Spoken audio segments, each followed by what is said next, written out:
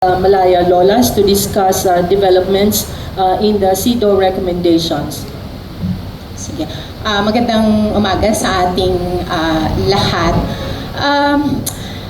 Japan's the Prime Minister's visit here in the Philippines is bereft of any good intention. And that can easily be seen with the fact that after 80 years, Japan has not even acknowledged its wrongdoing to the victims of the World War II, to the victims of the military sexual violence, the military sexual slavery.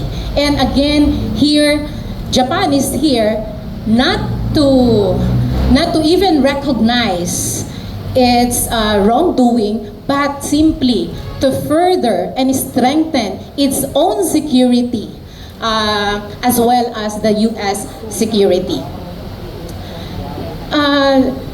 Despite the long struggle of all the victims of the military sexual slavery, Japan has not made any effort.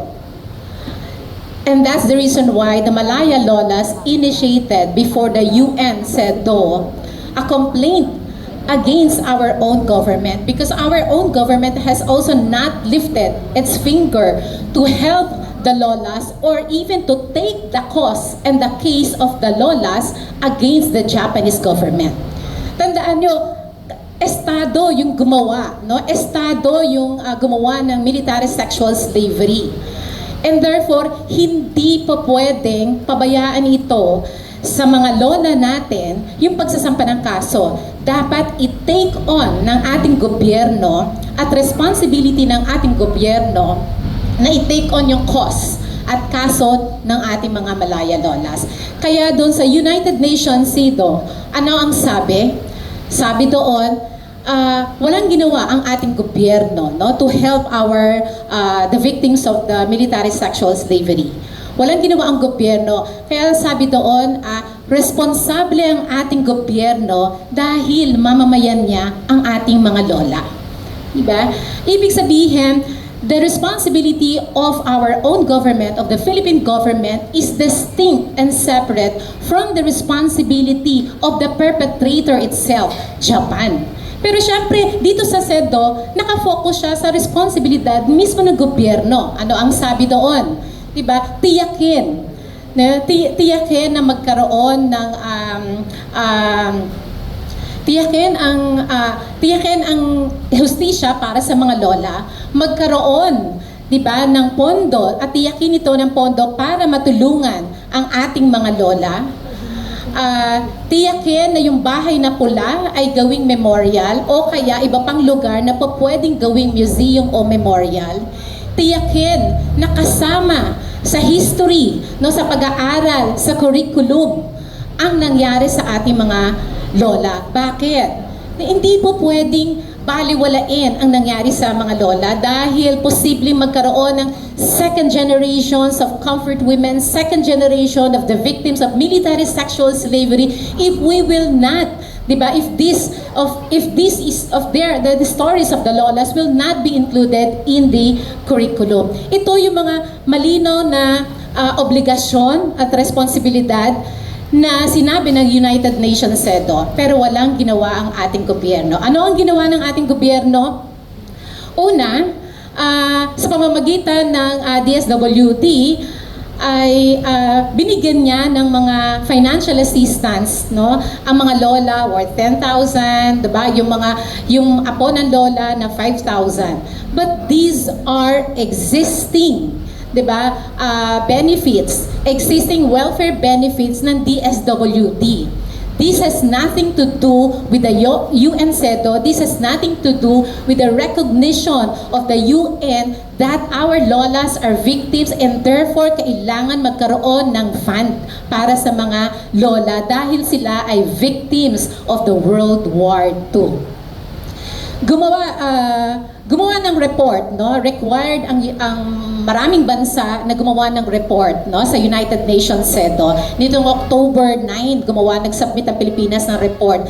Nakakalungkot dahil dun sa report nila, practically hindi nire-recognize, no, ng gobyerno yung kanilang responsibilidad. No? Yung tulong na ibinigay nila, again, hindi yun kasama doon. Hindi yun, no? Hindi yun compliance doon sa UN CEDAW. In fact, nando na naman, no, sa 80 years ng tuloy-tuloy, walang yung napagbabato, no, paglilipat ng responsibilidad dito sa Japan, no, at pagsasabi na bayad na yung Japan dun sa tinatawag na Reparation Treaty.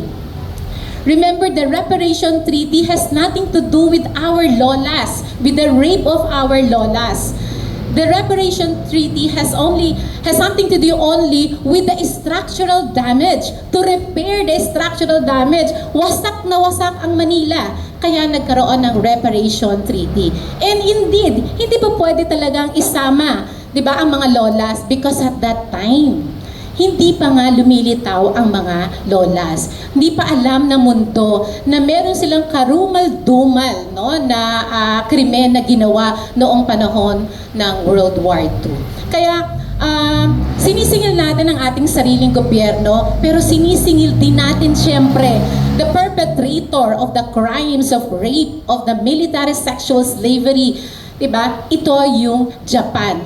Ang lakas naman ng loob ng Japan, diba? To even visit the Philippines and offer non-lethal equipments sa Pilipinas, samantalang hindi nga niya nire-recognize yung krimen na ginawa niya. Ibig sabihin, nandito ang Japan only, diba? Para tiyakin yung kanyang seguridad, no? Dahil ang daming gerang nangyayari ngayon at yung kapartner niya na US, di ba? Yung nangunguna sa napakaraming gera sa Ukraine, gera sa Israel. Every day we see children being killed. We see women being killed. This is almost similar to the World War II Japanese occupation. Halos walang pinagkaiba. No, ito nga buong this is sa Palestine ang ginagawa nga ay genocide. Meaning, itong mga bansa na ito, Japan, US at iba pa, no, na nangunguna sa paggigera ng iba pang bansa, no, sa pagtitiyak ng kanilang kapangyarihan at seguridad na sa region, hindi nga sila bayad sa kanilang mga krimen. Kaya we are really very apprehensive dito sa pagbisita ng Japan. Lalo na alam natin that Japan and the Philippines, Japan has been negotiating for RAA or Reciprocal Access Agreement. This is similar to Visiting Forces Agreement. At alam natin that the VFA is simply to protect the US soldiers. Kaya ang ibig sabihin, the Reciprocal Access Agreement is simply to protect the Japanese soldiers. Diba? The Japanese state who has not even paid, who has not even acknowledged, who has not even recognized its crime during the World War II, even has the temerity now, diba, to promote war with the US. Thank you.